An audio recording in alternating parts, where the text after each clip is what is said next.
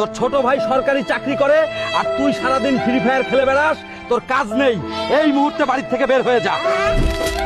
ঠিক আছে বাবা, বাড়ি থেকে বের হয়ে গেলাম, কোটি টাকার মালিক হয়ে তবেই বাড়ি ফিরবো। ভালো থেকো। বাবা, হালকো যাস না, তোর বাপের কথাই কিছু মনে করিস না। রাগের মাথায় কি নাকি বলে ফেলেছে।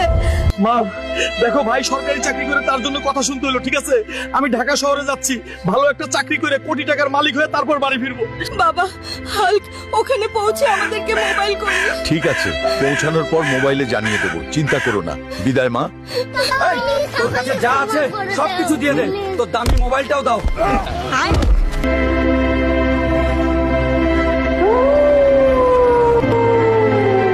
হে মালিক, আমাকে রক্ষা করো। ভাইয়া, আমার একটা চাকরি চাই। গ্রাম থেকে কি সব নোংরা পোশাকের ছেলে এসেছে চাকরি করতে, ভাগ এখান থেকে। আচ্ছা, তোর লেখাপড়া কত দূর? 9 ক্লাস কম মেট্রিক পাস। আবে তুই 1 পাস, এখান থেকে সরে যা।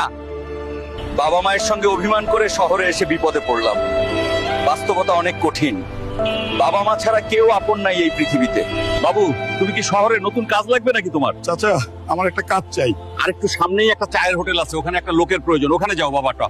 চাচা, আমার একটা কাজ চাই। গ্রাম থেকে এসেছো, মনে হয় তুমি আজ থেকেই এখানেই কাজ করো বাবা। এই শহরে এখনো ভালো মানুষ আছে, আমি কৃতজ্ঞ চাচা। চা লাগবে, চা।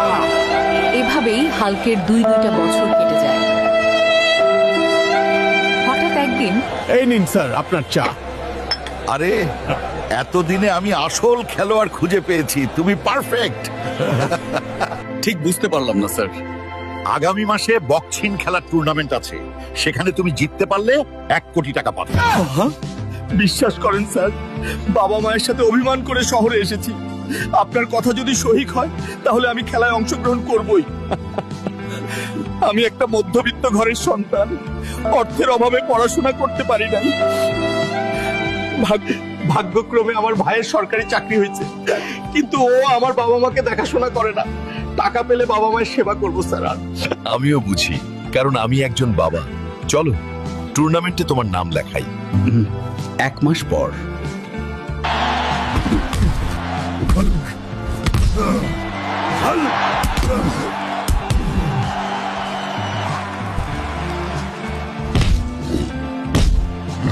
যান দর্শক, বাংলাদেশি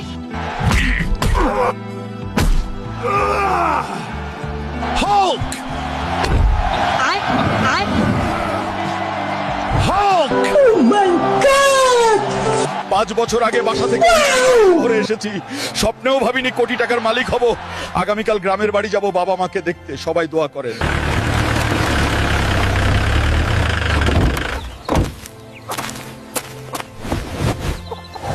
পাঁচ বছর পর কোটি টাকার মালিক হয়ে বাসায় আসলাম, মা বাবা আমাকে দেখে অনেক খুশি হবে। মা বাবা, তোমরা কোথায়? তোমাদের হাল্ক বাসায় এসছে। বাবা, হাল্ক, তোর বাবা 2 বছর আগেই তোর চিন্তায় ব্রেন স্ট্রোক করে মারা গেছে তো। বাবা, আমি তোমার হাল্ক ফিরে এসেছি। তুমি কই গেছো? বাবা ফিরে এসো। একটা সন্তানকে মানুষ করতে গিয়ে কত বাবাই যে জীবনটা ত্যাগ করে দেন, তাই বাবা মায়ের মনে কখনো আঘাত দেবেন না। গল্পটা থেকে শিখলাম